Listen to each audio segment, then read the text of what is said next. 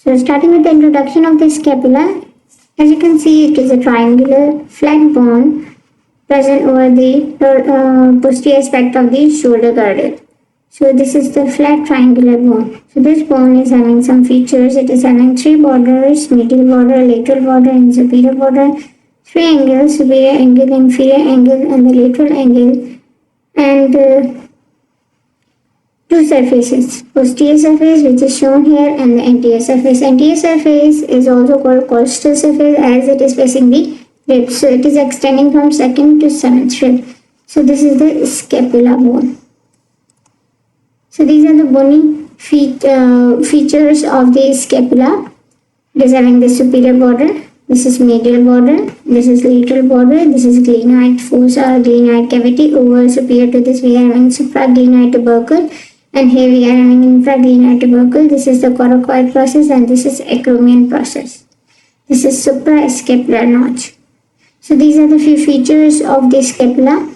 Coming to the attachment of the muscles over the scapula. So before going to the muscles which are getting attachment over the scapula, we should see this image.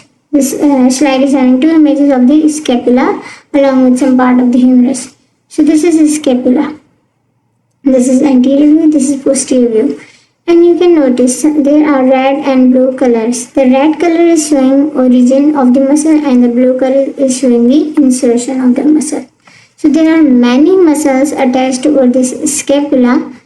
Some of them are getting origin and some of them are being inserted over the scapula.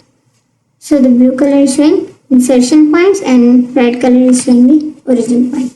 So starting with the first muscle, subscapularis. This muscle is originating from the subscapular fossa in its medial 2/3 portion. So medial 2/3 of the subscapular fossa is giving attachment to the or giving origin to the subscapularis muscle, and you can see here this muscle. This is getting origin from the subscapular fossa and then going to be inserted over the humerus. So this is the subscapularis. Second muscle, over the posterior aspect, there are two fossa, supraspinatus fossa and infraspinatus fossa, and they are giving attachment to the supraspinatus muscle and infraspinatus muscle. So the supraspinatus muscle is getting origin from the medial 2/3 of the supraspinous fossa along with the upper surface of the spine of the scapula. Then comes the infraspinatus muscle. This is getting origin from the medial 2/3 of the infraspinous fossa along with the inferior surface of the spine of the scapula. So this is the infraspinatus muscle and this is the supraspinatus muscle. Here comes the supraspinatus origin side and this is the infraspinatus origin side. Then there is a deltoid muscle which is also getting origin from the lower border of the crest of the spine of scapula along with the acromion process lateral border. So the deltoid muscle, if you can see here in this image, small image, this is deltoid muscle. So this deltoid is getting origin from the spine of the scapula, crest of the spine of the scapula, lower border. So this is the crest of the spine, this is spine and this is crest. Crest is having two lips, upper border and the lower border, or upper lip or the lower lip. Lower lip is giving origin to the deltoid muscle up to the acromion process, lateral border. So this is the deltoid origin. Then there is trapezius muscle. As you can see here, this broad triangular muscle, it is going to be inserted over the upper border of the crest of the spine of the scapula along with the medial border of the acromion process. So this is trapezius insertion. Upper border of the crest of the spine of the scapula. Lower border is giving origin to the deltoid. So this is trapezius. Then comes serratus anterior muscle. Serratus anterior muscle is getting origin from the upper 9 ribs, 8 or 9 ribs. And the stripes are all going to be converging over the medial aspect of the scapula over its costal surface or anterior surface. So the medial border of the scapula over the costal surface is giving insertion to the serratus anterior muscle. So this is the serratus anterior muscle. So this one is the serratus anterior muscle along the anterior or costal aspect of the medial border. The long head of biceps brachii is getting origin from the supraglenoid tubercle, which is hidden by here by the coracoid process. So supraglenoid tubercle is here hidden by this coracoid process, giving origin to the long head of biceps brachii. While the coracoid process is also giving, tip of the coracoid process is giving origin to the short head of biceps brachii. Then coracobrachialis is also getting origin from the tip of the coracoid process inserted over here. So the coracoid process tip is giving attachment to the or origin to the short head of biceps brachii and the coracobrachialis. Long head of biceps is getting origin from the supraglenoid tubercle. Then pectoralis minor muscle. Pectoralis minor is getting origin from this third, fourth and fifth rib anterior aspect, and they are inserted over here, medial aspect of the superior surface of the coracoid process. So here is the pectoralis minor insertion. Then there is a long head of triceps. Long head of triceps is getting origin from the infraglenoid tubercle here. From infraglenoid tubercle, long head of triceps is getting origin, and this is not labeled here, but from here, long head of triceps brachii is getting origin. Teres minor muscle. So if this was the anterior view of the scapula, comes the posterior view. Over the posterior view along the lateral border, there is on the upper surface, the upper part, there is attachment or origin of the triceps brachii muscle. Then beneath that, upper 2/3 is giving origin to the teres minor muscle along the lateral border. Beneath that, the lower 1/3 is giving origin to the teres major muscle. So over the posterior aspect of the scapula along the lateral border, the upper 2/3 is giving origin to the teres minor, as you can see here, and the lower 1/3 is giving origin to the teres major, as you can see here. And then the inferior angle is also giving attachment or origin to the latissimus dorsi muscle, which is a broad muscle. So here there is the origin of the latissimus dorsi muscle.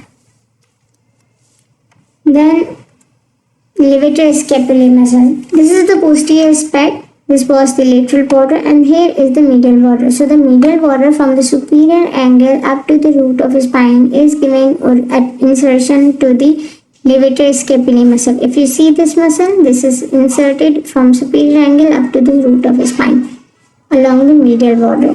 So this is the levator scapulae muscle.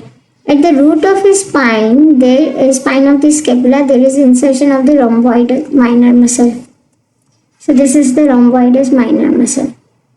Above, upper one is the levator scapulae. At the root of his spine, there is the rhomboidus minor insertion. Beneath that, from the root of his spine up to the lower angle, there along the medial border, there is an insertion of rhomboidus major muscle. If you see here. So rhomboidus major muscle inserted over here. Then at the suprascapular notch, near the suprascapular notch, there is attachment of the omohyoid muscle. This is the infrahyoid muscle.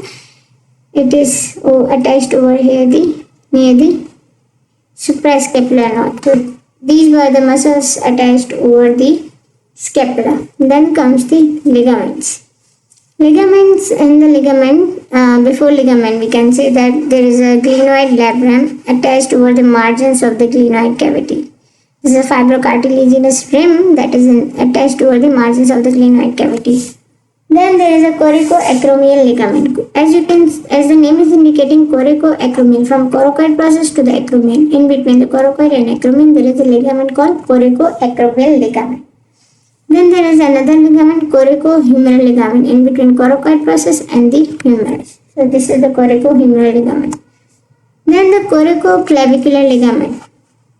From coracoid process to the clavicle, these ligaments are present. And then there is a suprascapular ligament. There is a suprascapular notch over here. The ligament is bridging this notch, making it foramina, and this is the suprascapular ligament. Another ligament is the spinoglenoid ligament, bridging the spinoglenoid notch. So this is the spinoglenoid ligament. So these were the ligaments over the scapula, and then if we go to first again and revise the attachment of the scapula. So here comes the scapula. The subscapular fossa is given in attachment to the subscapularis muscle, medial 2/3, its origin side. Then along the costal surface medial border there is insertion of the serratus anterior muscle. Then over the infraglenoid tubercle, there is origin of the triceps brachii muscle, long head of triceps brachii. This is the coracoid process. Coracoid process, superior aspect is giving medial and superior aspect is giving insertion to the pectoralis minor, while the tip is giving attachment to the coracobrachialis and short head of biceps brachii, while the long head is getting origin from the supraglenoid tubercle. And then this is the posterior aspect. Posterior aspect is having supraspinous fossa and infraspinous fossa, which are giving origin to the supraspinatus muscle and infraspinatus muscle. Then this is the medial border. From superior angle up to the root of his spine, this is giving insertion to the levator scapulae. Opposite to the root of his spine along the medial border, there is the insertion of the rhomboid minor, and below from the root of his spine up to the inferior angle, there is insertion of the rhomboideus major muscle. At the inferior angle or the lower angle, there is origin of the latissimus dorsi muscle. Then this is the lateral border. Lateral border here from the infraglenoid tubercle is giving origin to the triceps brachii muscle, and then upper 2/3 of the lateral border is giving origin to the teres minor muscle, and the lower 1/3 is giving origin to the teres major muscle. Then this is the rest of the spine of the scapula. It is having upper border and the lower border. Upper border is giving insertion to the trapezius muscle, while the lower border is giving origin to the deltoid muscle. So these were the muscles attachment over the scapula. Thank you for listening, and Allah Hafiz.